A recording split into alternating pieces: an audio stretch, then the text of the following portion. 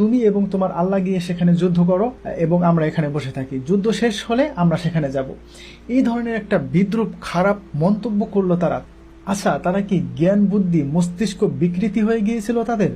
তারা নিজ চোখে দেখলো যে আল্লাহ সুবহানাহু ওয়া তাআলা তাদেরকে ফেরাউনের হাত থেকে বাঁচিয়ে হযরত মূসা আলাইহিস সালামের মাধ্যমে তাদেরকে কিভাবে ফেরাউনের হাত থেকে আল্লাহ বাঁচালেন, তারপরে লোহিত সাগর কিভাবে আল্লাহ দুই ভাগ করে দিয়ে তাদেরকে ফেরাউনের হাত থেকে বাঁচিয়ে তাদেরকে নিয়ে আসলেন। তারপর তারা যখন সিনাই পর্বতে আসলো তখন সেখানে খাবার নাই, পানি নাই।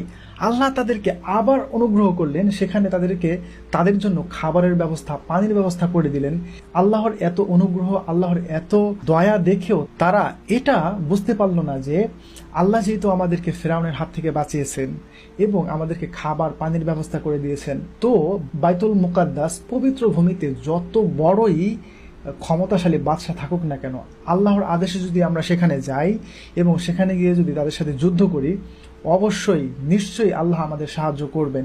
কেননা হ্যাঁ, আপনি ঠিক বলেছেন।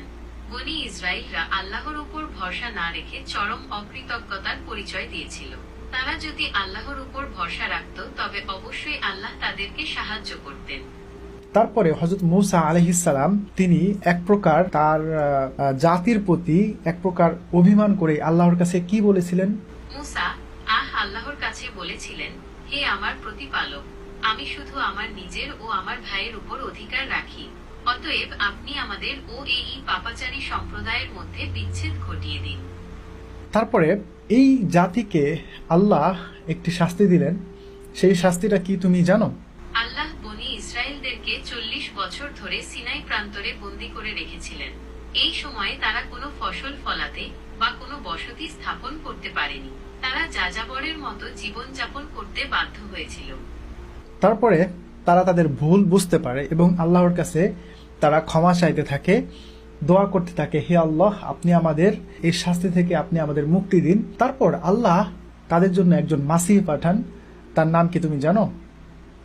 হ্যাঁ, বনি ইসরায়েলরা যখন আল্লাহর কাছে ক্ষমা চায় তখন আল্লাহ তাদের জন্য হযরত ইউশা বিন নুন কে প্রেরণ করেন। তিনি বনি ইসরায়েলদেরকে পবিত্র ভূমিতে ফিরিয়ে আনেন এবং সেখানে ন্যায় বিচার প্রতিষ্ঠা করেন। তারপর যখন ইউশা বিন নুন আলাইহিস সালামের জামানা শেষ হয় তখন এই বনি ইসরায়েলরা কি করেছিল? ইউশা বিন নুন এর মৃত্যুর পর বনি ইসরায়েল আবার পথভ্রষ্ট হয়ে যায়। তারা বিভিন্ন দেবদেবীর পূজা শুরু করে এবং নিজেদের মধ্যে হানাহানি ও রক্তপাতে লিপ্ত হয়।